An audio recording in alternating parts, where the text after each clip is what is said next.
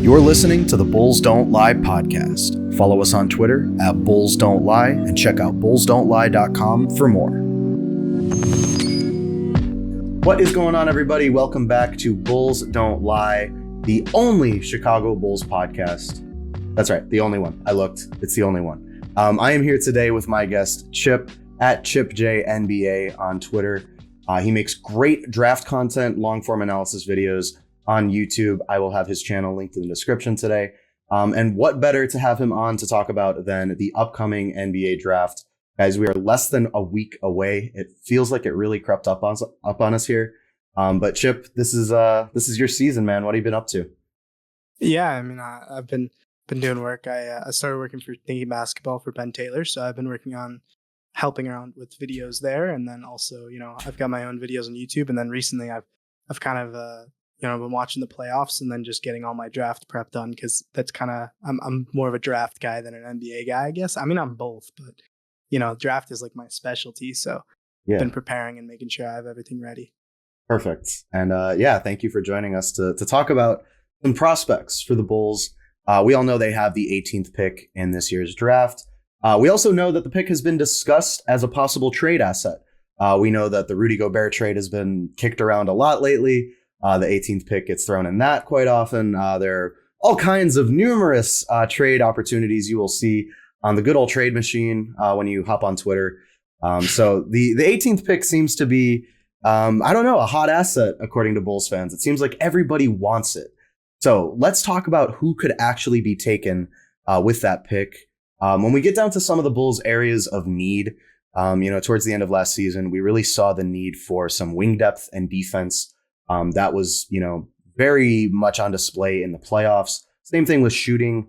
Going those long, cold stretches was tough for the Bulls. I think to a lesser extent, too, some front court depth. We know that we struggled with, some backup bigs throughout the season.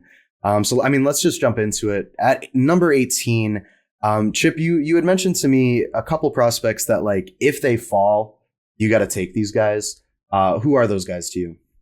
Yeah, so I have two, probably three guys here who I'd consider like run to the podium guys. Like if they're there at 18, you just take them and you don't really think about it. So first one for me would be Jaden Hardy. So one thing I'll say coming into this, just to kind of frame everything with like the idea, because, we've been tanking for a while. We've been used to lottery picks. Now we're looking at 18, right? Generally, on average, per year, there are 25 guys from a draft that get a second contract, and about 15 that are like rotation players for 6+ years. So at the 18th pick, you can't always look for fit, just because like if you're reaching for someone that fits necessarily, they might not be the best player available. And when there's only really 15 guys sticking and you're picking at 18, I personally favor picking just the best guy available, even if it's not necessarily like exactly hitting the points of need. But I do think these guys do hit the points of need because they're very good and they do a lot of things, right? So first guy for me is Jaden Hardy. Jaden Hardy played for the G League Ignite this year. Coming into the season, ESPN had him ranked as the number 2 player in this year's high school class coming into the year. He ended up going to the G League, and for the first half of the season, he really, really struggled, and he started falling very far on boards to the point where the consensus board over on Rookie Scale has him ranked 23rd, factoring kind of all the major media boards, so a little bit lower. However, he has received a green room invite, so that means the NBA teams think he's probably going to go towards the top 20. So that's pretty much the Bulls' range. So the thing I would say with Hardy is it's kind of a double-edged sword where at the start of the season, he really, really struggled. And then that kind of humbled him and kind of sent him in this second half of the season renaissance of like, oh, I can't just out-talent these guys anymore. Like, I got to really start. So the thing with Hardy, like, first up is like the shooting. He's a shooting guard, probably. He's like 6'4", maybe 200 pounds, 20 years old, which, again, not the biggest area of need. But at times, when Kobe White was really kind of killing it that year, like having that bench scoring guard really, really helped. And I think Hardy's upside's really, really nice long term. Yeah, absolutely. I like some of the stuff I saw from Hardy. And that was something that, when we talk about a guy who could slide a little bit, and you mentioned a guy if he's good enough, you just take him. You don't really worry about fit. You spoke a little bit about how he struggled early on in the season. Do you think that's why he's maybe slid a little bit down draft boards? Yeah, for sure. I think that's definitely why. And I think there's a bit of misunderstanding with some of the issues he has. And I think a couple of the issues he has are like kind of closer to being fixed and a bit miscast. So his thing coming into the year was like pull-up jumpers, like just taking pull-ups and like being a shot maker and a shot creator, right? That kind of guy, like, you look at like the Dame Lillard, Steph Curry types where they're just taking a bunch of pull-up threes. That was kind of what people saw from Jaden prior to the G League and what they kind of expected from him. So he shot pretty poorly off the dribble all season. That kind of tipped up the bottom, but not really. But the problem is his shot has a slight issue mechanically where he takes a very, very low dip. Like he's bringing the ball down to his knees. So people have said that he has struggled creating space with his handle, which I don't actually think is correct. I think he's really good at creating space. I just think he's 6'4" and he has a kind of lower release point. And so he's bringing the ball all the way down to his knees and then releasing at a low point. So he's losing a lot of the space he creates because he uses a lot of, hesitations. He loves these hang dribbles where he has this high gather and then he has to bring it all the way down to his knees for his dip. And then he's releasing from this low point. So he's getting contested a lot. However, raising the dip from like the knees to the waist, that's not actually that hard of a fix. So a lot of his issues that he has, people are like, oh, he can't create space off the dribble. Whereas it may be more along the lines of he needs to alter some slight things about his shot. However, I mean, when you're looking at shooters, he shot 88% from the free throw line this year. And on catch and shoot threes, he was over 36% on a really high volume. He just wasn't able to do that a ton. So I think like as a shooter, he definitely can shoot. There's some issues about maybe operating on ball early while he fixes some of the things with his shot. But luckily with the Bulls, he'd be able to play off of guys like Zach LaVine and DeMar DeRozan, and he would be a great catch and shoot threat to have. And he's also very good at getting himself to the rim. So, I mean, long term, you've got the handle. He's really good at moving without the ball. He's like a knockdown shooter. And he's not the best defender. There's definitely some limitations on being a bit smaller and not being like, he's like a good athlete, but not a phenomenal one.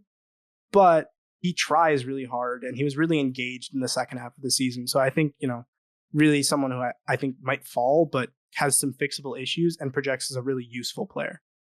Definitely. And you like a guy who's trending in the right direction, right? Started the season poorly, but, turned it around.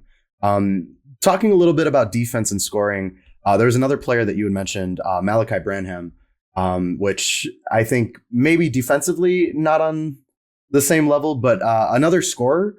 Tell me a little bit about him.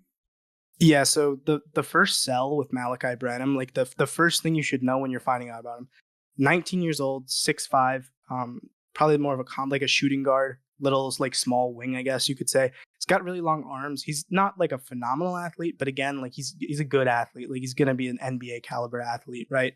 And he has a lot of potential defensively, but right now a little bit on the not so great side. Technique needs a lot of work. However, this is like the first thing that I would tell anyone about Malachi Branham.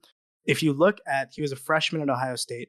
If you look at freshmen in Power 5 conferences who attempted like 150 mid-range attempts and like 80 three-point attempts, you basically get a pool of a bunch of NBA guys that like were moderately efficient. So you're getting a bunch of top picks.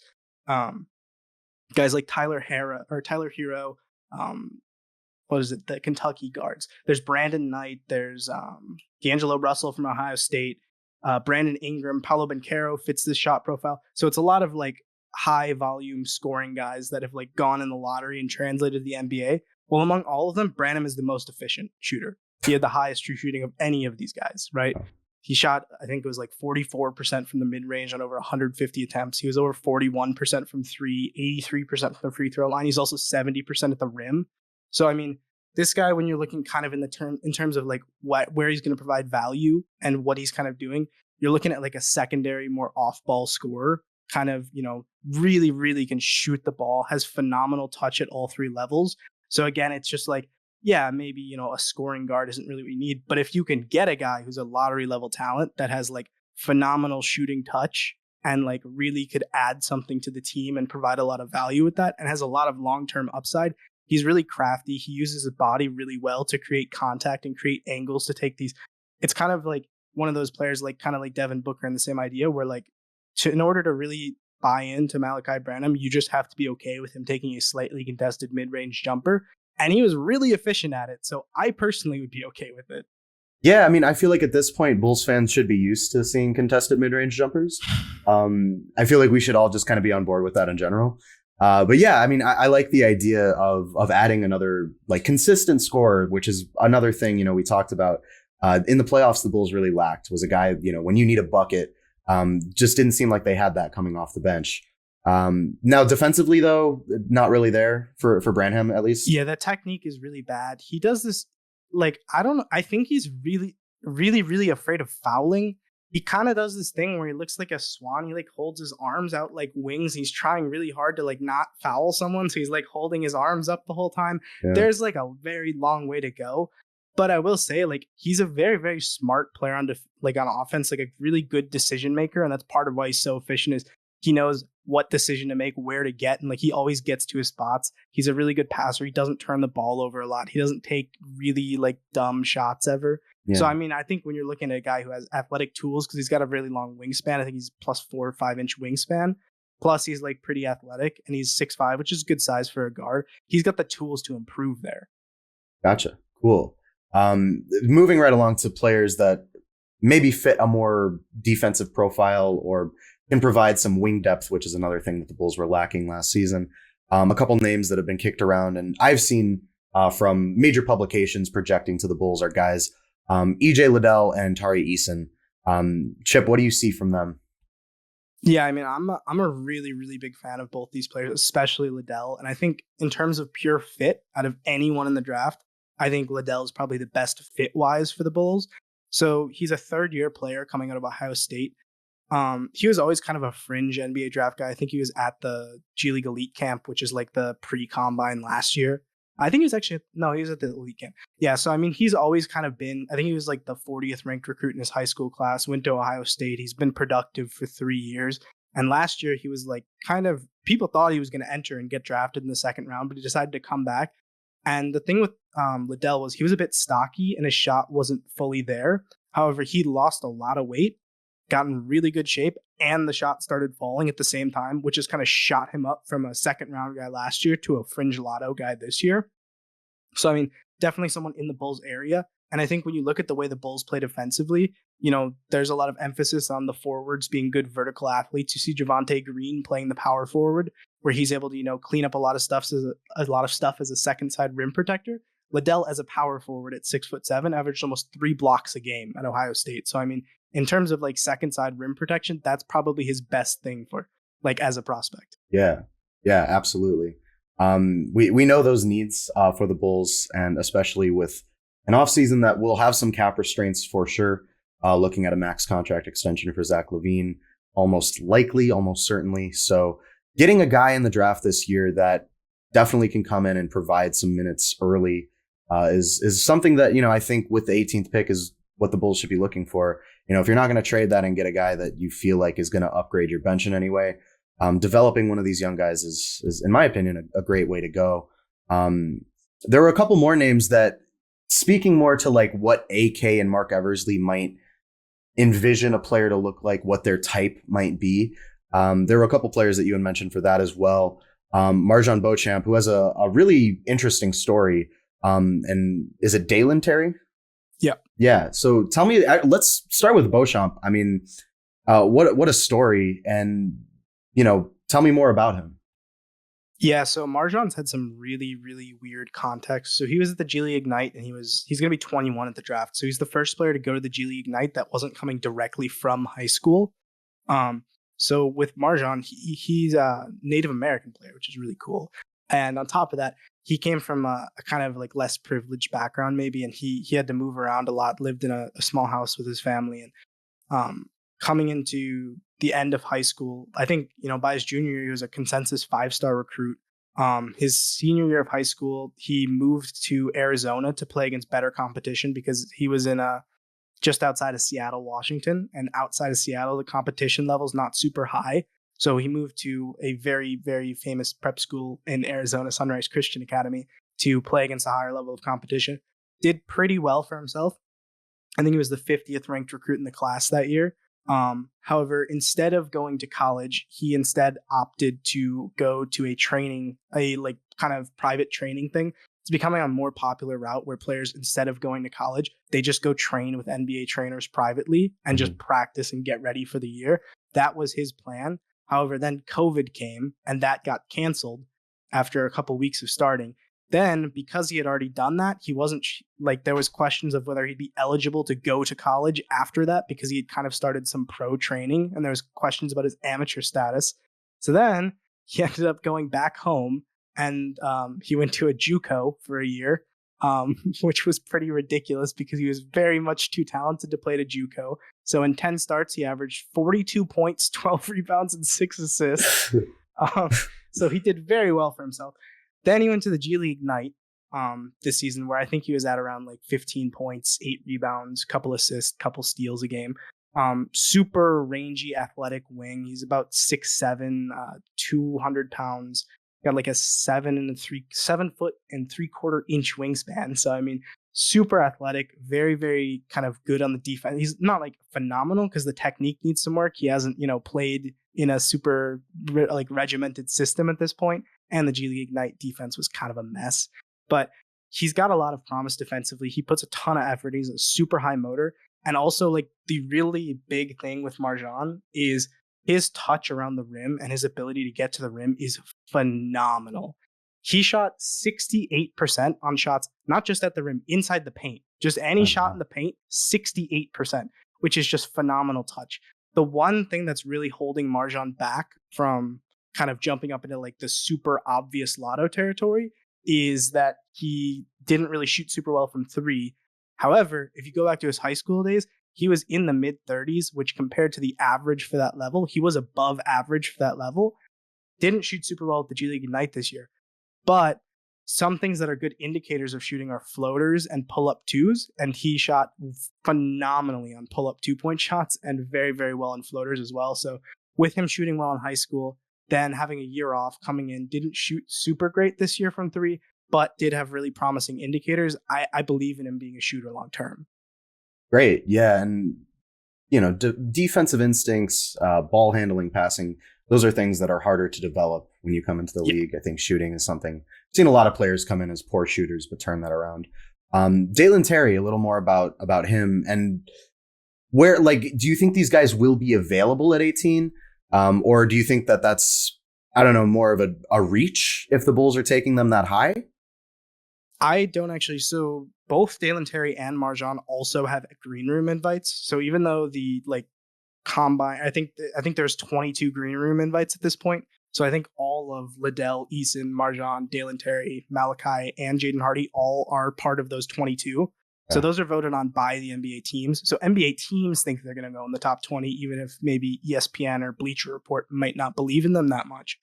So Dalen Terry, 19 years old. I think he's 6'7.5", point guard pretty much from Arizona.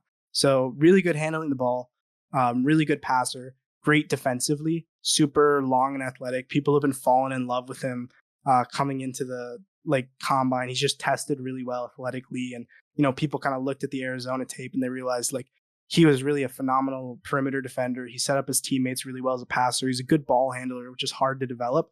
The shot isn't quite there yet, and the finishing isn't phenomenal. So it's kind of he does everything but score at this point.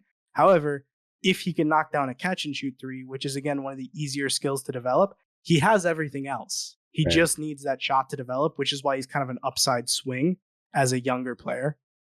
Gotcha. Yeah, that makes sense. And I think looking at all these players, I mean, that makes sense for this range. You're looking at guys that have a lot of strengths, but also have, significant weaknesses that will need to be developed long term. There were a couple more players that we had talked about a little bit. Jake, I should have asked this before. Jake LaRavia? Jake LaRavia. LaRavia. Nice. And Jalen Williams. You mentioned that they were ranked 27th and 20th. Tell me a little bit more about them and why analytics love them. Yeah, so Jake LaRavia is the analytical darling of the draft. As someone who's been following the draft all year. So Jake LaRavia, just to put this out, he is a 6'9", 230-pound, kind of dorky looking white dude who went to Indiana State for 2 years and then transferred to Wake Forest in the ACC and did phenomenally well. So as a 6'9" forward, Laravia posted a 65% true shooting while averaging about 15 points a game. He shot 61% on twos, 38% from three, about 80% from the line. So super efficient scorer. He also got to the free throw line a ton. He had a 0.5 free throw rate, which is basically how many free throws you get per one jump shot. So per 2 jump shots, he got 1 free throw. Put a little context in that. DeMar is at about 0.4, and he's one of the best foul drawers in the league. Yeah. So, I mean, he got to the line a ton. Super efficient scorer from all 3 levels. Rebounded the ball really well. He had an assist percentage of 20, which a lot of point guard prospects are kind of close to that, and he's a forward. He also had a 2.7 steal percentage. Generally, anything above 2 is good. Also had a 3 block percentage. Very good. So he's blocking shots. He's getting a bunch of assists. He's getting a bunch of steals. Doesn't turn the ball over a ton. Super efficient shooter. And in terms of like athleticism stuff, that was kind of a concern, but he played in the ACC, so he was playing Power 5 competition. He's able to get up and block shots. He can dunk. So he's not going to blow you away athletically. He's definitely below average, but he's got the size and he does a lot of valuable things for you. And the interesting thing with Laravia is people were talking about him as kind of a fringe first round guy all year. And then midway through the season, his family came out. We all thought he was 22, but actually he's only 20. So he had just turned 20. So all of a sudden it was like, oh, okay, this guy's like sophomore aged, super productive in a Power 5 conference at 6'9" and can do anything you want for a role player. Yeah. So I mean, analytically, Laravia's got lottery value basically in terms of purely if you're just looking at the stats and looking at the tape, he's really smart. He does a lot of good things. So I mean, he's a great player. Yeah, that's crazy that they didn't have his age right. What about Jalen Williams, who admittedly I have heard a lot about, but have not personally looked into yet? Yeah, so Jalen Williams is someone who had kind of been on the radar a bit all year. Santa Clara plays in Gonzaga's conference, West Coast Conference. Not the biggest conference. However, they did have 6 Ken Pom top 70 teams this year, so it was actually pretty competitive. He was by far and away their best player. He really, held that team together. 6'6" and really long, rangy athlete. Was okay, but not great. He hasn't really applied those tools defensively a ton. He's 21 years old. He was a junior. It was his 3rd year. So the thing with Jalen Williams is he scored pretty efficiently again, because we're talking about guys that are analytical darlings, of course. So he was 55% on twos, 39% on threes, 81% from the line, true shooting of 60, as well as a 0.33 free throw rate. So he was getting to the line a decent amount. He was kind of their point guard, so he makes a lot of really nice passes at 6'6". And then the big thing is he has tested very, very, very well athletically. So he was a big combine riser. He measured with a +9 3/4 inch wingspan. So he's 6'6" with I think he's 6'4" something in shoes and has a 7'2" 3/4 wingspan or something. Jesus. So super long arms, can dribble the ball a bit, can pass, can make shots, not on the highest volume, but his shot does look really good, especially considering he almost has a +10 inch wingspan. So again, another guy who does a lot of really good things, projects really well as a role player, has pretty good size at about 6'6" in shoes. So, I mean, another guy who just fits in and just seems kind of obviously hey, this guy's going to be useful. Yeah. Yeah. And you know what? I mean, looking at all these guys, it's great that the Bulls have options here. It does encourage me a little bit, if they're going to hang on to that pick. There are quite a few options that should be available. It's not like every single one of these guys is going to be gone at that point.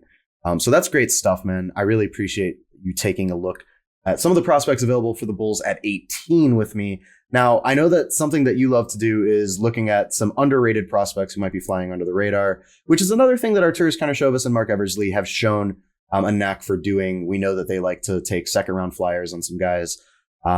Now, this year, they might have to do a little bit of trickery to get one of those picks. Maybe if they want to acquire another, late 1st or a 2nd round pick to maybe grab another guy. And if they do that, I wanted to talk to you a little bit about who you think, they should target with a pick like that. Because I would imagine if Arturas goes out and buys a pick, talks to good old Jerry and is like, hey, man, I know you guys usually sell these. We want to buy one this year. He's doing it for a reason. He's doing it because he has a guy that, he wants to get. So Chip, who in your mind would be some of the guys that we might take a look at? Yeah, so really, really, I'm going to put myself on a timer so I don't get too ranty with this. Really quickly, the Bulls have been working out a ton of 2nd round guys, so that's why we kind of feel the need to touch on this. they've worked out way more second round guys than they have first round guys. So it really seems like there's some interest of they're trying to see what it would be like to get in the second round. So let's start. First, we're going to go with Caleb Houstan. Played at Michigan this year. Wasn't super good. However, the whole reason Caleb Houstan was super hyped as a prospect was the number 6 ranked player in the high school class. It's because he played at Montverde Academy alongside Cade Cunningham, Scotty Barnes, Moses Moody, and Day'Ron Sharp on the Nets, 4 first-round draft picks. He was kind of the 5th guy. He was the underclassman starter next to all of them. Was very, very good. He's a really smart player, makes right passes, 6'8", so he's got good size, and he was a great shooter. With Canada, or Team Canada at FIBA, he was asked to create a bunch of stuff, kind of underwhelmed because he's not that good at creating shots for others and for himself. Then he went to Michigan, was asked to create a bunch of shots and do all this stuff, wasn't very good at it. However, I feel like he's currently consensus ranked 37. I think that's a little bit low because going into the NBA, he's not going to be asked to create a shot. He's just going to be a role player, which we saw him do next to great players, and he was phenomenal at it. Next one, Jabari Walker. Jabari Walker, player I'm a really big fan of. Sophomore at Colorado, 6'9", super big. His dad, Samaki Walker, played in the NBA, so he's got kind of that knowledge. Really good at applying himself defensively. Last season, people thought he was going to be really, really good coming into this year. As a freshman, he got really hyped. Colorado had a good team. He shot over 40% from 3 on a pretty solid volume at 6'9". Great 3-and-D guy. This season, Colorado basically lost anyone other than him that had any ability to shoot or handle the ball or do anything offensively. They all left. They lost like 7 players. So he was asked to, again, kind of like Caleb Houstan, create a bunch of stuff for himself. Didn't do that great at it. Started off the season with horrible efficiency. Was like 20% from 3, 30% from the field. But in the second half of the season, he was like 50% from the field, 40% from 3 again. Got to the free throw line a ton. 6'9", good 3-and-D player. Ranked 51st. Think he's probably better than that. Okay, next one. Alondes Williams, one of my favorite prospects this year, ranked 52nd. So Alondes, he's a bit weird because he's a 5th-year senior. He's 23 years old, so he's an older player coming in the draft. One of the biggest things in basketball that makes offenses work is getting to the rim. He was 2nd in the country in unassisted rim attempts, so he got to the rim a ton. Shot, I think, like 67% at the rim as a 6'5" guard. So he was like 93rd percentile in terms of rim efficiency in all of college. And he was getting there by himself a ton, unassisted attempts. He shot well on pull-up twos, not quite that good of a three-point shooter. Also, one of the most creative and aggressive passers in the country. Just has some phenomenal passing highlights if you go check it out. He's just very ambitious, so there's a lot of turnovers. However, his ability to get to the rim, his strength and athleticism, and his passing and creativity, there's a lot of potential because if he could shoot, all of a sudden he's probably like a lotto level talent just because he's so good at these other important skills. So another big swing, currently 52nd. Next one, Dom Barlow, who apparently reports are saying the Bulls have loved, and I kind of get why, because he definitely seems like someone Arturas Karnisovas would love. Kind of a surreal prospect to watch this year. So he was at the Overtime Elite League's inaugural season. So they're playing against prep school competition. It's basically a league that pays a bunch of elite high school talents to make overtime mixtapes pretty much and like play in a league that's made by them. He was a pretty highly rated 4-star recruit, late riser out of New Jersey, 6'9", shot really well from 2 and 3 in the free throw line. I think his 3 ball is not quite as far as his numbers would suggest. I think he's going to have to work on it, but there's promising reason to believe in it. Good passer. He can handle the ball really well at 6'9". It's a pretty solid defender. Was a surreal experience watching him this year because it was literally playing with a bunch of high schoolers who were like just trying to do cool stuff. And he was like spacing the floor and making the right pass and trying to like get them to communicate on defense. And it was like just completely out of like everyone else was trying to just make highlights and he was going crazy. Yeah. Okay. Next one, Josh Minot. Oh, Barlow is 55th on the consensus board. Josh Minot, 41st on the consensus board. But I would say, like, if there's a player like last year, Josh Primo, who kind of came out of nowhere and went like towards the lottery, Minot would be that one of those guys this year who could do that. Was a freshman at Memphis, a little bit old for a freshman. He's going to be about 20, but I think he's about 6'8", got long arms, really good passer, solid ball handler. Again, those are the things that are harder to develop. Super, super kind of aggressive and smart defender. Got a ton of steals. Didn't play a ton at Memphis, but they had a really, really weird season where they had like 3 players who had reclassed up and should have been high school seniors that they were trying to run offense through. And then they didn't have any shooting. And there was a lot of weird things going on. Either way, analytically might not pop. Watching the film, he's athletic, he's big, he can handle the ball, kind of fits what Arturas Carnosoas likes. We have taken him for a workout, and there have been reports that we really like him. Consensus board is at 41. I would not be like entirely surprised if he ended up going at 18 to us.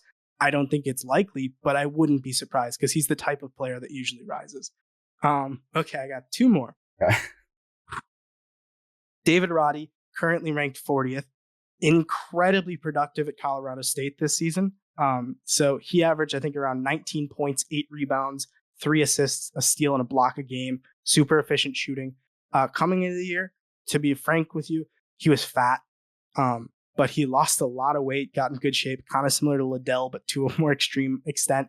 Lost a ton of weight this year, and the shot kind of got figured out at the same time. Shot 40%, over 40% from 3. Not the highest volume, but still like enough where he was taking a couple shots a game. I don't think he's going to be a 40% shooter, but I do think he's a serviceable shooter. I kind of compare him a lot to Joe Ingles. He plays with a lot of strength, a lot of like pace.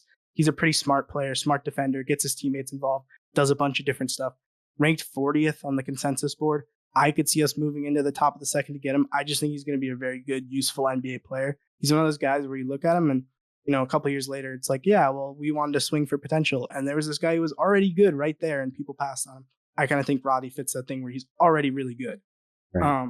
Last one, my personal favorite, ranked 71st by the consensus board. We might not even need a pick. We might just be able to sign him as an undrafted free agent. Vince Williams Jr. Here's the first pitch for Vince Williams that you should hear. He had a steal percentage of 3, a blocked percentage of 4. He shot over 38% from 3 and took over 10 attempts a game. The only 4 players in college basketball, or not 10 attempts a game, 10 attempts per 100 possession. Only 4 players have ever done that in a college basketball season. They are Klay Thompson, Paul George, Courtney Lee, and Vince Williams Jr. Wow. He was a 3-and-D player playing next to Bones Highland last year. Then this year, they lost Bones. They didn't really have a point guard at VCU. He was asked to do a bunch of ball handling. He's super creative and crafty, really good passer, really, really good shooter, can shoot off movement where, he's coming off pin downs, curls and stuff, like catch, set, shoot. Defensively, really, really smart helper. The reason he is not going high is because he moves like a geriatric. He cannot change directions, and people consider him a 3-and-D player, and they look at him and he can't play on ball defense, and they're like, that's a shitty 3-and-D player. But if you look at him as, hey, he's going to take a bunch of threes, he's going to connect, make good passes, and if we can keep him off ball defensively, he's really smart. And he could get better defensively. Has a plus 6-inch wingspan, 6'5", 7-foot wingspan. Really cool player. Probably one of my favorites. Might not even need a pick to get him. Definitely should try and get him. Nice. You have sold me on Vince Williams Jr. already. I like the pitch. Chip, thank you so much for running through those real quick. And thank you so much for joining me today to talk about some prospects for the Bulls. This is an exciting time. We've got the draft, and then we're going to switch right into free agency real quick. There's a lot of cool stuff coming up. So thank you again, Chip, for joining me. Guys, at ChipJNBA on Twitter, make sure you are following him. I will have his YouTube stuff linked in the description. Thank you again, and we will catch you guys very soon.